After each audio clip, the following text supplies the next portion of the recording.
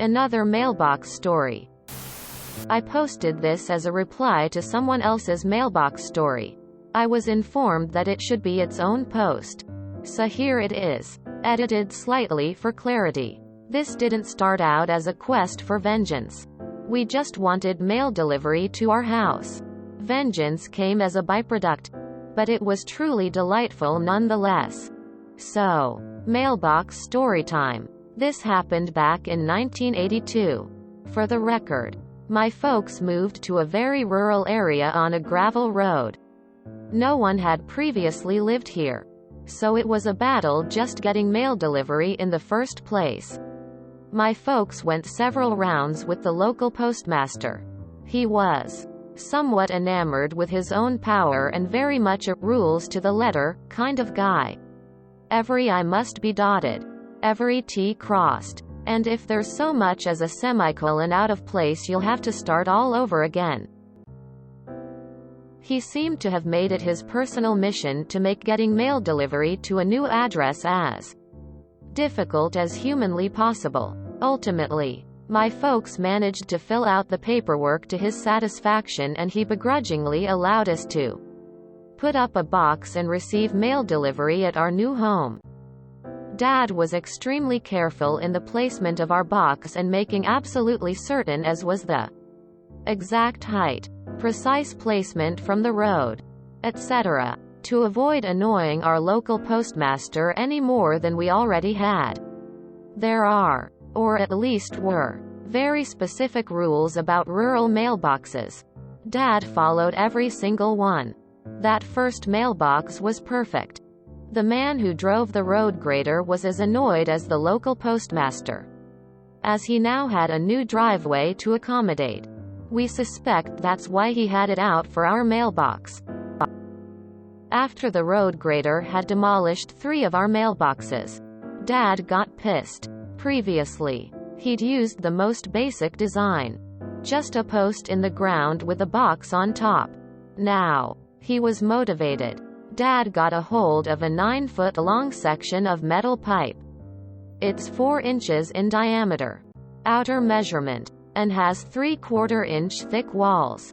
I have no idea what this was originally intended for, but I know how Dad used it. He dug a hole 5.5 feet deep.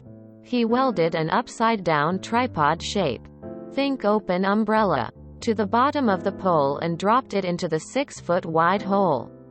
Each welded-on leg was about 3 feet of some kind of rebar and there were 5 such spokes. He then dropped some huge rocks on top of the tripod shape to hold it in place. The empty spaces around the huge rocks were filled in with gravel and he dumped sand to fill in the air gaps. Then he filled the rest of the hold in with dirt and mounted the mailbox on top of the post. 3 days after Dad installed the new mailbox, we heard the road grader coming down the road. Our house is a 1/4 mile from the road, but we heard the loud clang from inside. We also heard the cursing and swearing from inside. No one went down to look until they heard the road grader drive away. When they did, the box itself was slightly dented on one side, but it was still firmly upright and functional. 3 weeks later, we received a bill from the township for a bent grader blade.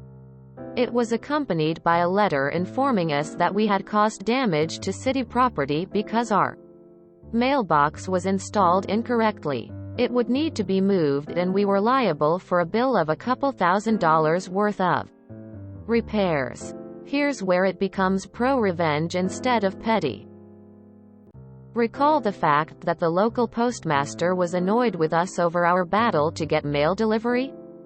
Mom had made a point of each time we reinstalled the mailbox taking photographs down to the post office and having the local postmaster sign off approval of the height, placement, etc. She'd done the same with Dad's superpost and had documented signed approval of the box dated the day before the road grader had bent his blade trying to demolish the box. She submitted copies of the invoice for the grader blade and the letter stating that the damage was our fault because our mailbox was incorrectly placed.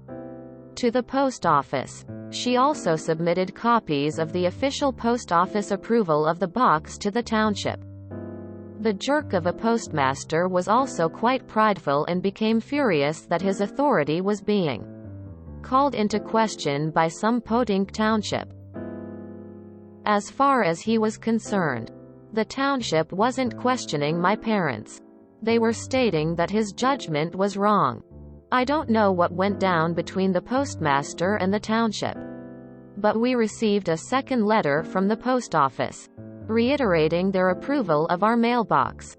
We also got a formal apology from the township and noticed that the road grader's contract had been terminated because he'd lied about damage to city property.